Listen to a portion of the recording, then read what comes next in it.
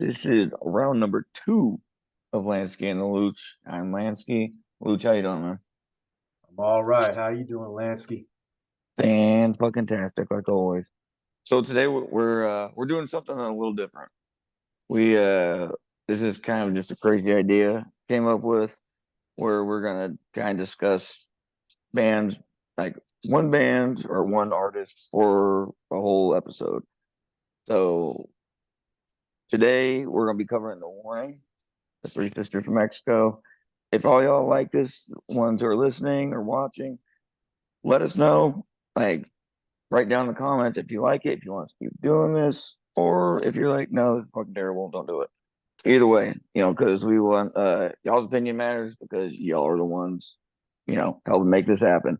So please don't forget to leave a like and subscribe because you're not just helping us, you're also helping the rescue dogs because that's where all this money goes towards is Mugsy's Mob Rescue. So, with that being said, here we go. So of course, we're talking about the Warning, like I said, and I've been listening to it for a couple years now. But Luke, you like kind of just got introduced to him by me a couple months ago.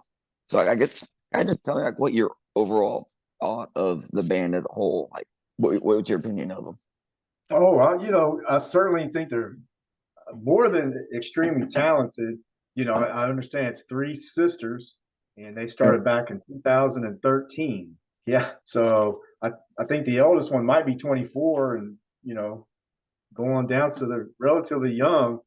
And it seems their parents must have had a great upbringing for them regarding basic music and such, because all three of them play the piano. I noticed as well.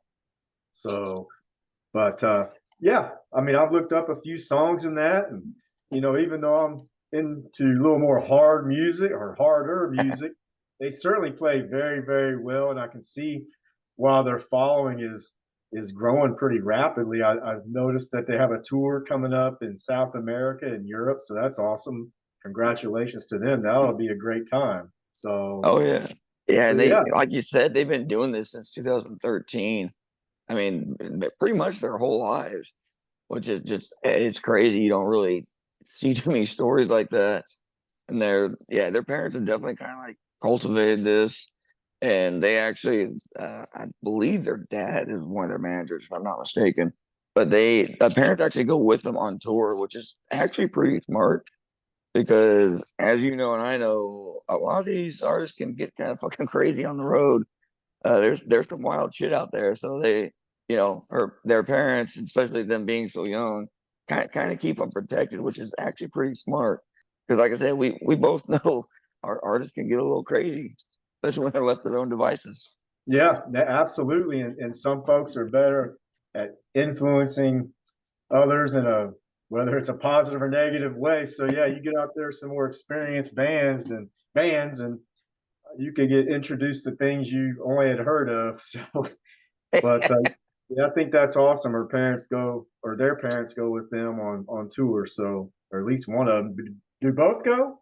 As far as I know, both parents go, and it's the dad is one of the managers. I think I could be wrong, but I do believe he's one of their managers. So I mean, it's a pretty cool atmosphere. I mean, plus they're always around people that have their best interest at heart.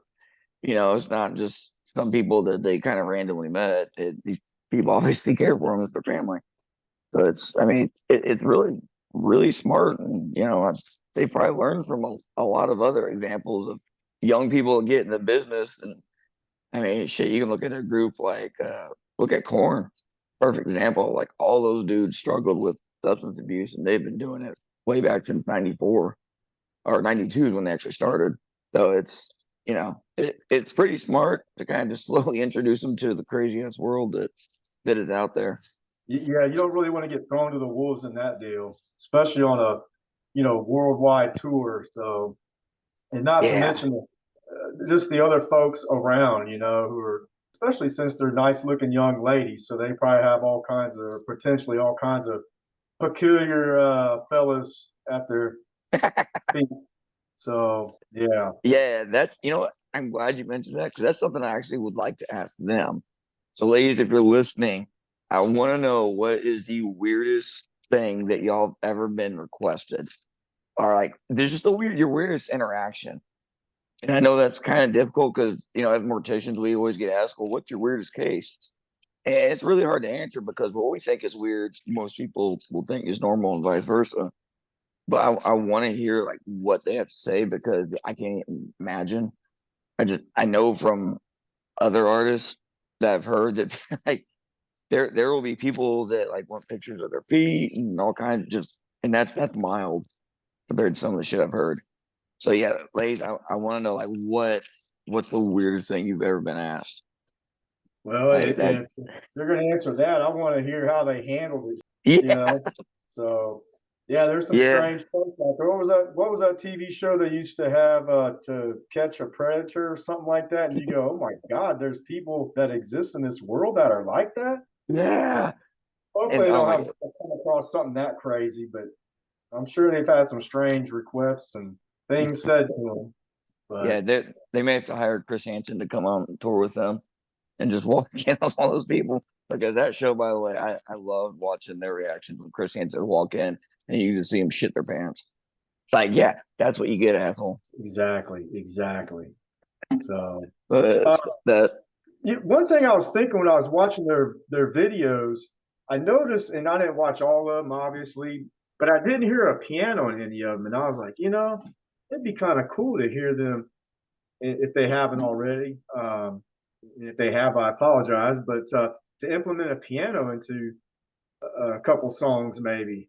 yeah, One of them I can think of was it Faith No More and that song Superhero. yeah, That's a top 20 favorite of my songs as far as just putting in different instruments and such. So I was like, all three of them play piano. Kind of cool to yeah. put. Yeah, that's a good call, man. I know there's one song that Pal does where she comes out from behind the drums and she plays piano. I can't think of the name off the top of my head, but Oh, that's uh, that's the only one I know of that they play. But yeah, it's you mentioned Faith No More. Like first thing that came to my mind was Guns N' Roses, starting with the Use Your Illusion double album. Like Axel started incorporating piano in there, and it was, I mean, yeah, I'm not like a huge Guns N' Roses fan, but I like some of the music, ton of respect for him. But when Axel started doing that, I think like a November Rain and Strange, it was like, holy shit, this is new. It's You're right, it creates like a totally different kind of like style of music. And yeah, I would say shit. That would be kind of cool because like I said, I know Powell plays piano, and I believe the other two play piano as well. I mean, they're well versed in their instrument for sure. yeah. I was always told that if you learn to play piano, you can basically learn to play any instrument. So like the piano is like supposed to be the best starting point. Especially like for children, if they want to learn to play guitar or whatever other instrument. I don't know the truth to all that, but it does make sense. Yeah, it does.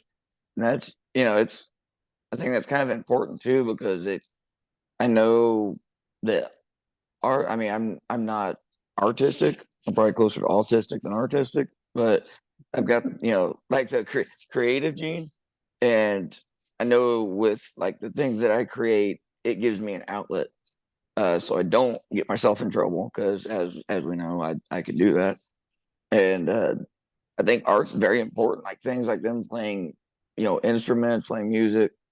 That's a huge outlet. Something that's can be a passion, and that's huge. I mean, like I know, like with you play a little bit of drums, but you also paint, and I mean, you know, like you think those things help you out in your life to kind of just keep busy, keep going?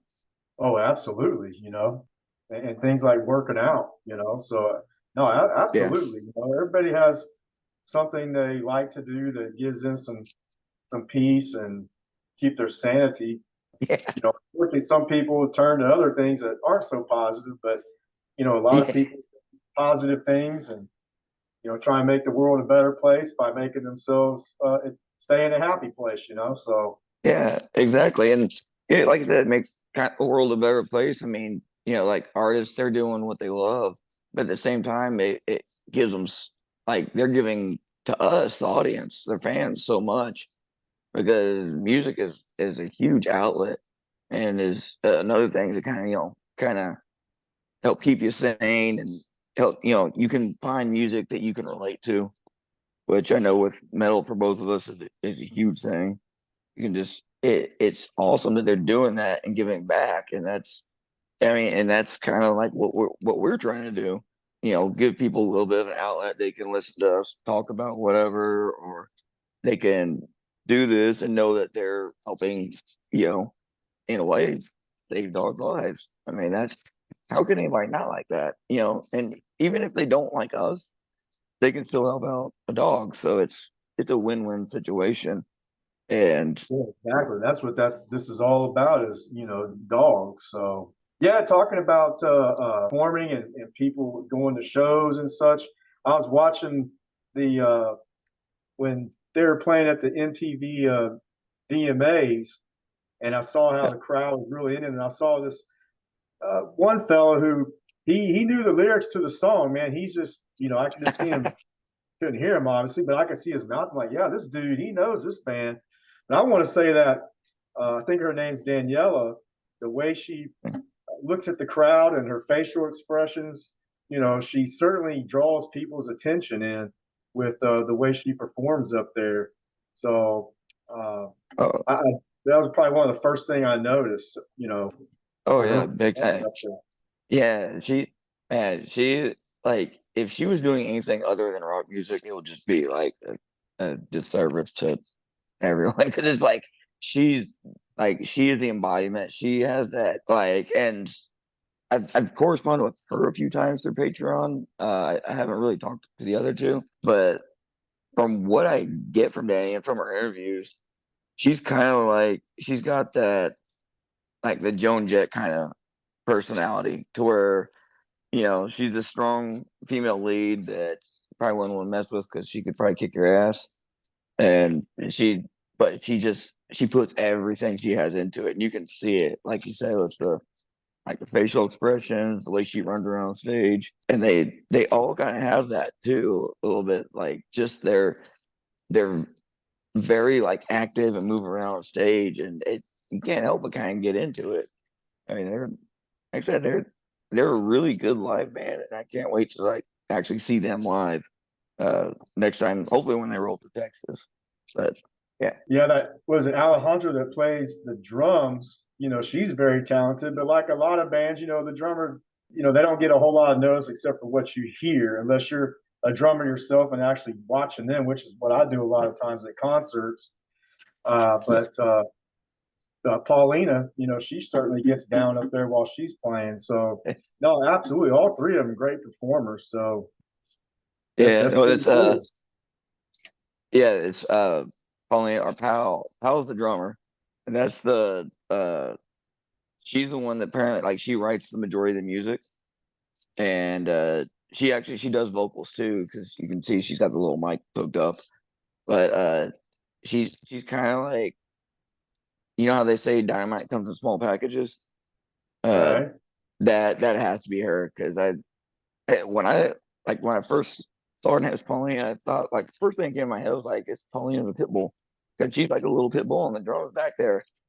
She may not be the biggest one, but man, she goes at it, and she super talented. Like to be able to play drums is hard enough.